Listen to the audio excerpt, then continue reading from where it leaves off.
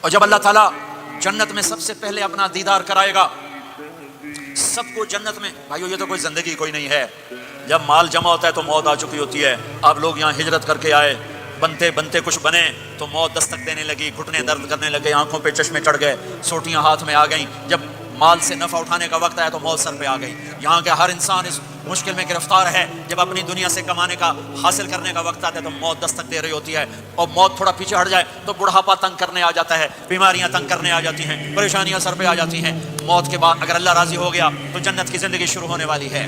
جنت کی زندگی شروع ہونے والی ہے جس میں اللہ تعالیٰ سب سے پہلا جو ویلکم کرے گا جنت والوں کو، وہ یہ نہیں کہے گا میرے ایمان والے آ گئے، تہجد والے آ گئے، نمازی آ گئے.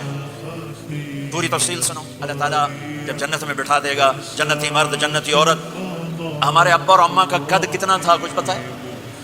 130 فٹ. کتنا بھائی؟ 130 فٹ.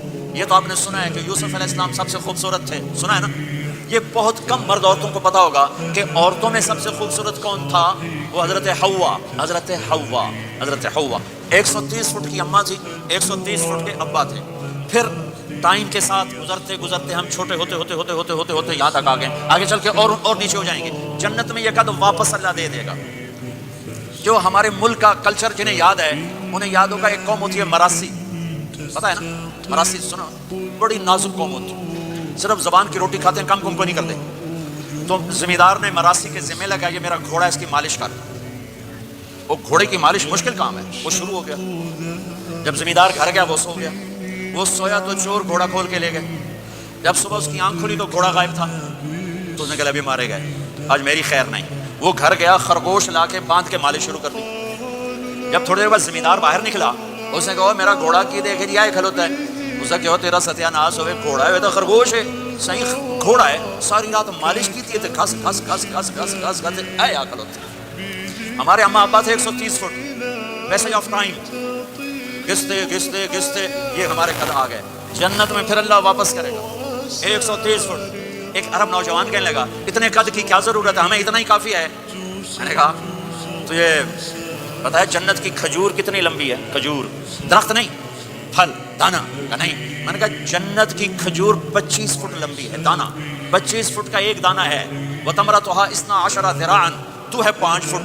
تو کھجور کے نیچے سے گزرا، اوپر سے ایک دانہ تیرے سر کے اوپر گرا، تو تھا بچے مر جاؤنا. پھر مسورات سے معذرت کے ساتھ جنت کی حور کا قد ہے 130 فٹ اور تو گیا 5 فٹ. وہ تو تجھے جے میں ڈال لے گی. پھر پوچھے میرا ہسبینڈ کدھر گیا؟ اور وہ جو لباس پہنتی ہے، لباس وہ 3 میل کے ریڈیس میں گھومتا ہے. 3 مائل کے ریڈیس میں اس کا لباس گھومتا ہے. کسی ایک کو جج پا کے انہیں بھول جاؤنی کہ ہسبینڈ گیا کدھر. لہٰذا تمہیں بھی 130 فٹ کرے گا، ان کو بھی 130 فٹ کرے گا. اور وہ جنت کی لڑکیاں تو پہلے 130 فٹ ہیں. ام سلمہ نے پوچھا یا رسول اللہ جنت کی عورت کا درجہ بڑا ہے یا ایمان والی عورت کا؟ آپ نے کہا ایمان والی عورت کا. کہا وہ کیوں؟ کہا بصلاتہن وصیامہن وعبادتہن. جنت کی عورت نماز نہیں پڑھتی، ایمان والی عورت نماز پڑھتی ہے. جنت کی عورت روزہ نہیں رکھتی، ایمان والی عورت روزہ رکھتی ہے. جنت کی عورت عبادت نہیں کرتی، ایمان والی عورت عبادت کرتی ہے. اس کے بدلے میں اللہ تعالیٰ ان کو جنت کی عورتوں سے عالی مقام نصیب فرمائے گا. اور ایمان والی عورت جنت کی عورت سے 70,000 گنا زیادہ خوبصورت ہو جائے گی. 70,000 گنا زیادہ خوبصورت. اور جنت میں ایک مقابلہ ہوگا. ایمان والی عورتیں جنت کی عورتیں کٹھی. جنت کی عورتیں کہیں گی زندہ رہیں موت نہ آئی، جوان رہیں بڑھاپا نہ آیا، ہمیشہ راضی رہیں ناراض نہ ہوئی، ہمیشہ ساتھ دیا چھوڑا نہیں. اور دنیا کی عورت میں یہ ساری باتیں ہیں، موت بھی آئی، بڑھاپا بھی آیا، لڑائیاں بھی ہوئیں، جھگڑے بھی ہوئے، جدائی بھی ہوئی.